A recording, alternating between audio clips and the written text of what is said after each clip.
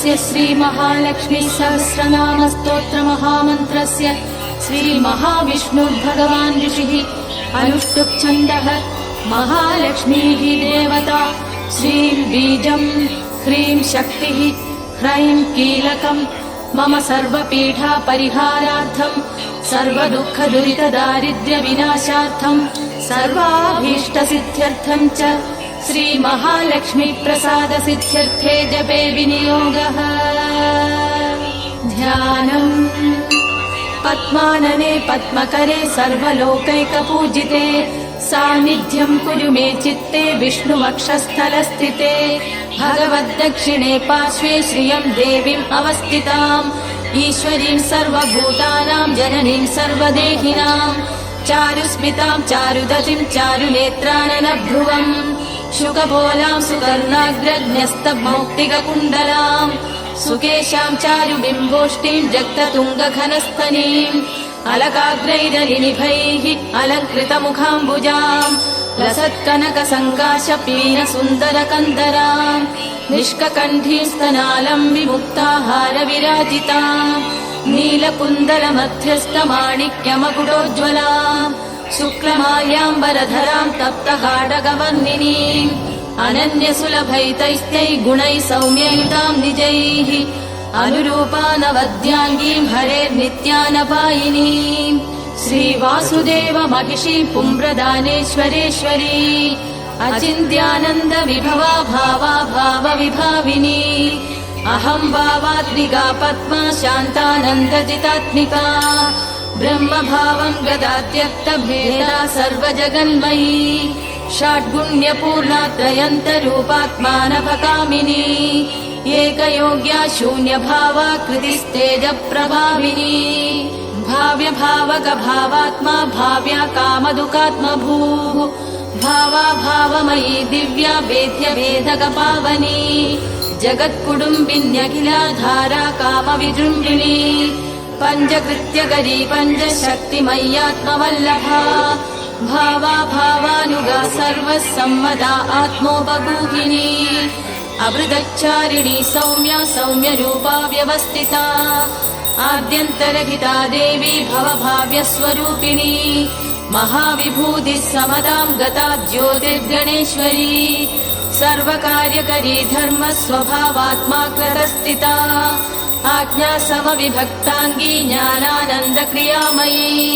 स्वातन्त्र्यरूपा देवोरस्थिता धर्मधर्मिणी सर्वभूतेश्वरी सर्वभूतमातात्ममोहिनी सर्वाङ्गसुन्दरी सर्वव्यापिनी प्राप्तयोगिनी विमुक्तिदायिनी भक्तगम्या संसारधारिणी धर्मार्थवादिनी व्योमनिलया व्योमविग्रहा पञ्चव्योमपति रक्षव्यावृत्तिप्राप्य पूरिणी आनन्दरूपा सर्वाप्तिशालिनी शक्तिनायिका हिरण्यवर्णा हैरण्यप्राकारा हेममालिनी प्रस्फुरस्था भद्रहोमा वेशिनी रजतस्रजा स्वाज्ञाकार्यमला नित्य सुरभिर्व्योमचारिणी योगक्षेमवहा सर्वसुलभे च क्रियात्मिका महासमूहा निखिलप्ररोहा वेदगोचरा विस्मयादायिनी ब्रह्म संहिता सुगुणोत्तरा प्रज्ञा परिमितात्मानुरूपा सत्योपयार्जिता मनोज्ञेया ज्ञानगम्या नित्यमुक्तात्मसेविनी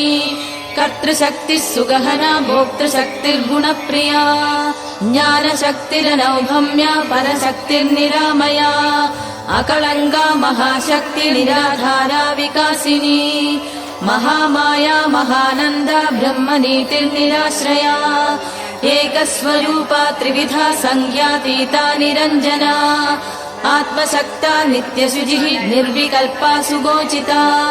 नित्यशान्ता निस्तरङ्गा निर्भिन्ना सर्वभेदिनी असङ्कीर्णा अविधेयात्मा निषेध्या सर्वपावनी निष्कामना सर्वरसा अवेद्या सर्वार्थसाधिनी अनिर्देश्या अपरिमिता निर्विकारा त्रिलक्षणा अभयङ्करी स्त्रीस्वरूपा अव्यक्ता सदसदाकृतिः अप्रदर्ख्या प्रतिहता नियन्त्री यन्त्रवाहिनी हार्दमूर्तिर्महामूर्तिः अव्यक्ता विश्वगोपिनी वर्तमाना अनवद्याङ्गी निरवद्या त्रिवर्गता अप्रमेया अमृतदुःखा गूढस्था कुलनन्दिनी अविगीता तन्त्रसिद्धा योगसिद्धामरेश्वरी विश्वसूदिः तर्पयन्ती नित्यतृप्ता महौषधिः सप्ताद्यया सप्तसः कृतज्ञा कृतलक्षणा त्रिवर्धिनी त्रिलोकस्था भूर्भुवस्वरयोनिजा अग्राह्याग्राहिकानन्दा ह्वया सर्वाधिसायिनी व्योमपद्मा कृतधुरा पूर्णकामा महेश्वरी सुवाच्या वाचिका सत्यगदना सर्वपावनी लक्ष्यमाणा लक्षयन्ती जगज्येष्ठा सुभावः जगत्प्रतिष्ठा भुवना भर्त्री कूटा प्रभाविनी क्रियायोगात्मिका मूर्तिः हृदब्जस्तामनुक्रमा परमज्ञौ प्रथमजा परमात्ता जगन्निधिः आत्मानपायिनी तुल्यस्वरूपा समलक्षणा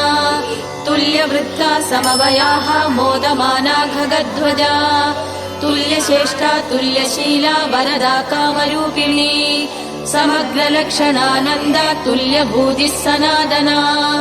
महर्दिः सत्यसङ्कल्पा भूमिजा परमेश्वरी जगन्माता सूत्रवती भूतधात्री यशस्विनी महाभिलाक्षा सावित्री प्रधाना सर्वभासिनी नानावबुर्बहुविधा सर्वज्ञा पुण्यकीर्तना भूताश्रया हृषीकेशा अशोका स्वाङ्गिवाहिका ब्रह्मात्मिका पुण्यजनी सत्यकामा समाधिभूः हिरण्यगर्भा गम्भीरा गोधूळी कमलासना जितक्रोधा कुमुदिनी वैजयन्ती मनोजवा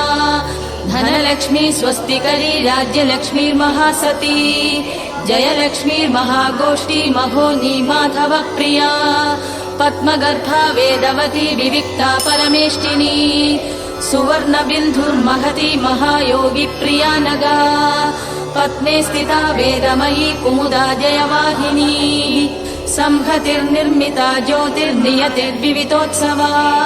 रुद्रवन्द्या सिन्धुमती वेदमाता मधुव्रता विश्वम्भरा हैमवती समुद्रेच्छा विहारिणी अनुकूला यज्ञवती शतकोटिशुभेशला धर्मोदया धर्मसेवा सुकुमारी सभावती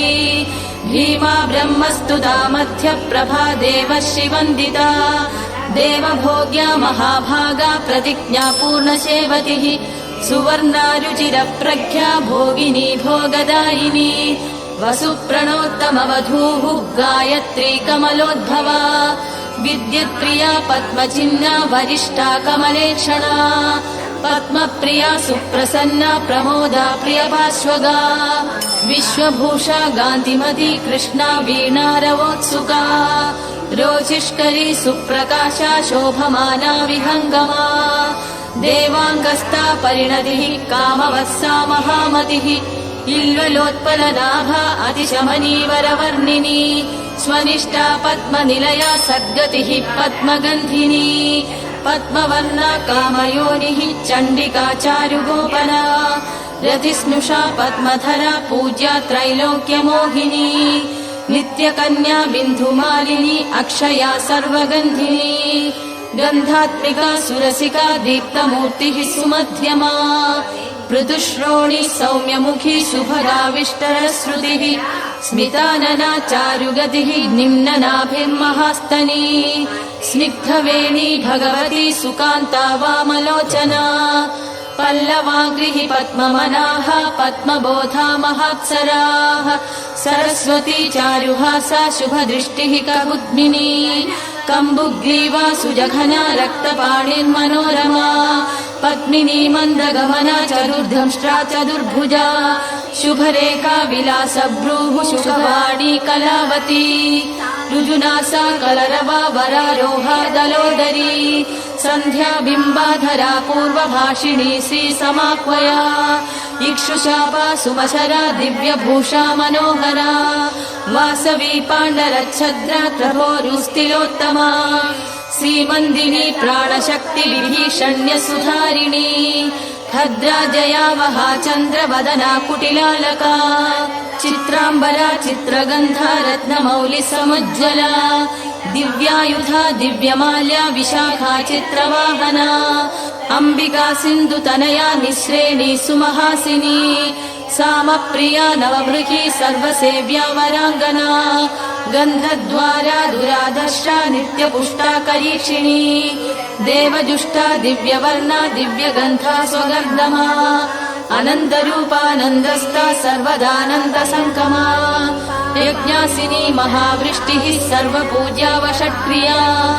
योगप्रिया वियन्नाभिः अनन्दश्री अतीन्द्रिया योगिसेव्या सत्यरथा योगमाया पुरातनी सर्वेश्वरी सुतरुणी चरण्या धर्मदेवता सुधरा समृतज्योतिः योगिनी योगसिद्धिता सृष्टिशक्तिः द्योतमानभूता मङ्गलदेवता संहारशक्तिः प्रबला निरुपाधिपरावरा उद्धारिणी तारयन्ती शाश्वती समितिञ्जया महाश्री अजहत्कीर्तिः योगश्री सिद्धिसाधनी पुण्यश्री पुण्यनिलया ब्रह्मश्री ब्राह्मणप्रिया राजश्री राजकलिता फलश्री स्वर्गदायिनी देवश्रीः अद्भुतकथा वेदश्रीः श्रुतिमार्गिणी दमोपहाव्ययनिधिः लक्ष्मणा हृदयङ्गमा मृतसञ्जीवनी शुभ्रा चन्द्रिका सर्वतोमुखी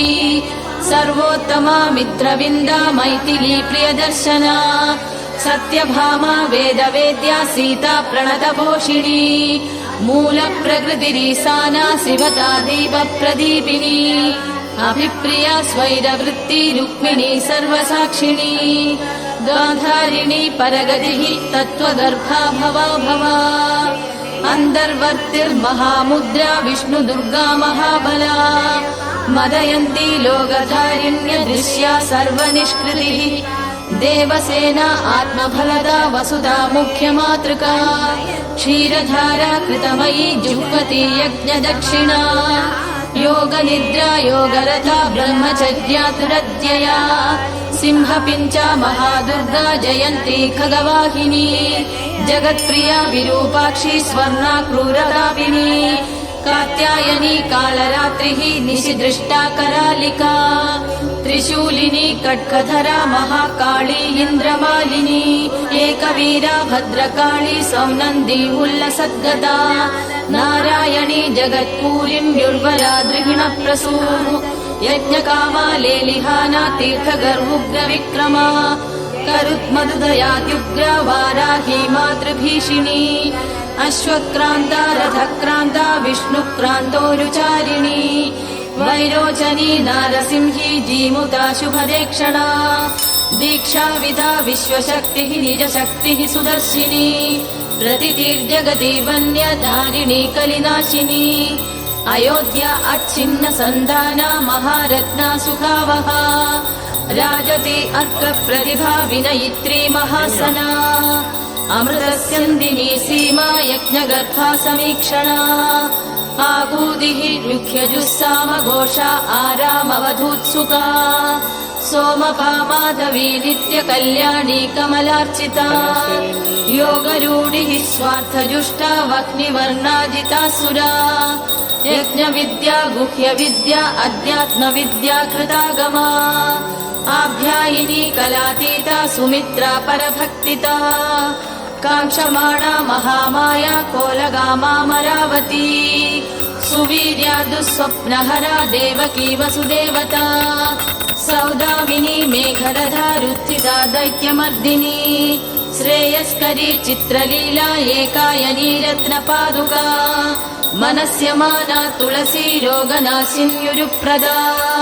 तेजस्विनी सुखोज्ज्वला मन्दरेखा अमृताशिनी ब्रह्मिष्टा वह्निशमनी दुषमाणा गुणाध्यया कादम्बरी ब्रह्मरथा विधात्री उज्ज्वलहस्तिका अक्षोभ्या सर्वदो भद्रा वयस्या स्वस्ति दक्षिणा सहस्रास्या ज्ञानमाता वैश्वानरी अक्षवर्धिनी प्रत्यग्वरा वारणवती अनसूया दुरासता अरुन्धती कुण्डलिनी भव्या दुर्गतिनाशिनी मृत्युञ्जया द्रासहरा निर्भया शत्रुसुतिनी एकाक्षरा सुपुरन्दरी सुरपक्षावरातुला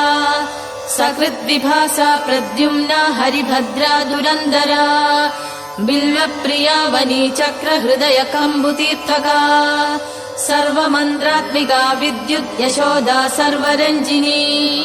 ध्वजच्छत्राश्रया भूमिः वैष्णवी सद्गुणोज्ज्वला सुषेणा लोकविदिता कामसूर्जगदादिभूः वेदान्तयो निर्जिज्ञासा मनीषा समदर्शिनी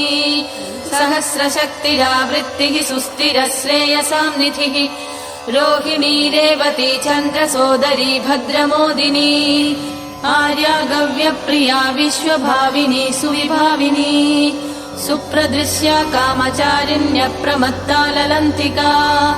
मोक्षलक्ष्मीर्जगद्योगिर्व्योमलक्ष्मीः सुदुर्लभा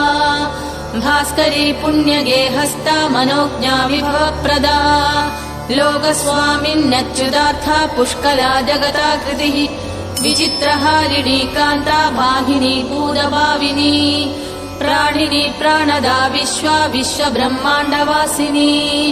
सम्पूर्णा परमोत्साहा श्रीपति श्रीमति श्रुतिः श्रयन्ती श्रयमाणाक्ष्मा विश्वरूपा प्रसादिनी हर्षिणी प्रथमा सर्वा विशाला कामवर्षिणी सुप्रतीका प्रसीमती निवृत्तिर्विविधा परा सुयज्ञा मधुला श्रीधा देवरातिर्महामनाः स्थूला सर्वाकृतिः सूक्ष्मा निम्नगर्भा तमोनुता तुष्टिर्वागीश्वरी पुष्टिः सर्वाध्या स्वरिशोषिणी शक्त्यात्मिका शब्दशक्ति विशिष्टा वायुमध्यमा आग्वीक्षिकी त्रयी वार्ता दण्डनीतिर्नियामिका व्याळी सङ्घर्षणी द्योता महादेव्य पराजिता कपिला पिङ्गळा स्वस्था पलाकी घोषनन्दिनी अजिताकर्षणी क्षान्तिः गरुडा गरुडासना ह्लादिन्यनुग्रहा नित्या ब्रह्मविद्या हिरण्मयी मही शुद्धविदा पृथ्वी सदानन्दां सुमालिनी यज्ञाश्रयाख्यादिपरास्तव्या दृष्टिस्त्रिकालका सम्बोधिनी शब्दपूर्णा विजया अंशुमती कला शिवा स्तुतिप्रियाख्यादिः जीवयन्ती पुनर्वसूः दीक्षा भक्तार्तिहारक्षा परीक्षा यज्ञसम्भवा आर्द्रा पुष्करिणी पुण्या गण्या दारिद्र्यभञ्जनी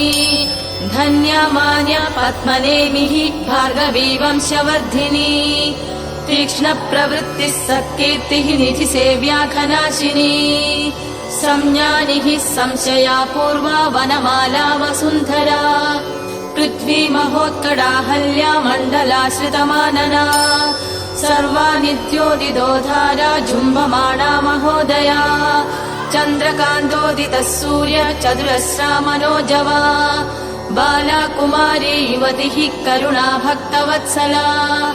मेदिन्युपनिषन्मिश्रा सुमवीरुर्धनेश्वरी दुर्मर्षिणी सुचरिता भोता शोभा सुवर्चला यमुना अक्षौहिणी गङ्गा मन्दाकिन्यमलाशया गोदा गोदावरी चन्द्रभागा कावेर्युधन्वती सिनीवाली गुहूरागा वारणा सिन्धुमध्यमा पूर्तिर्मायात्मिका स्फूर्तिः व्याख्या सूत्र प्रजावती वृत्तिस्थितिर्ध्रुवा बुद्धिः त्रिगुणा गुणगह्वरा अमोघा शान्तिदा सत्या ज्ञानतोत्कर्षिणी शिवा प्रकृतिर्भामिनी लोला कमला कामदुग्विधिः प्रज्ञा रामा परा सन्ध्या सुभद्रा सर्वमङ्गला नन्दा भद्रा जया रिक्ता तिथिपूर्णारुदम्बरा काष्ठा कामेश्वरी निष्ठा काम्या रम्या सुधा स्मृतिः शङ्खिनी चक्रिणी श्यामा सामा गोत्रा रमाद्युतिः शान्तिर्धान्तिस्तुतिः सिद्धिः विराजा अत्युज्ज्वला व्ययाः वाणी गौरीन्दिरा लक्ष्मी मेधा श्रद्धा प्रमाद्युतिः स्वधा स्वाङ्गारतिरुषा वसुर्विद्या धृतिः सभा शिष्टा इष्टा सुचिर्धात्री सुधा रक्षोम्यजामृता रमण्येका शारदाम्बा समेधात्या शुभाक्षरा रत्नावली पारतीटा धीरधी केवलात्मदा याशा शुद्धिः सोऽस्मिता का नीला राधामृतोद्भवा विभूतिर्निष्कला रम्या रक्षा सुविमला क्षमा प्राप्तिर्वासन्धिकालेखा भूरि बीजा महाङ्गता वरदुर्या स्वधाक्रीर्भूः कामिनी शोकनाशिनी माया प्रीतिरसहना नर्मदा गोकुलाश्रया अर्कप्रभारथे पार्श्वनिलयेन्दु प्रभाद्भुता श्रीकृशानुप्रभा वज्रलम्बना सर्वभूमिता भोगप्रिया भोगवती भोगीन्द्रशयनाशना अश्वपूर्वा रथमध्या हस्तिनादप्रबोधिनी सर्वलक्षणलक्षण्या सर्वलोकप्रियङ्करी सर्वमङ्गलमाङ्गल्या दृष्टा दृष्टफलप्रदा इति श्रीलक्ष्मी सहस्रनाम स्तोत्रम् सम्पूर्णम्।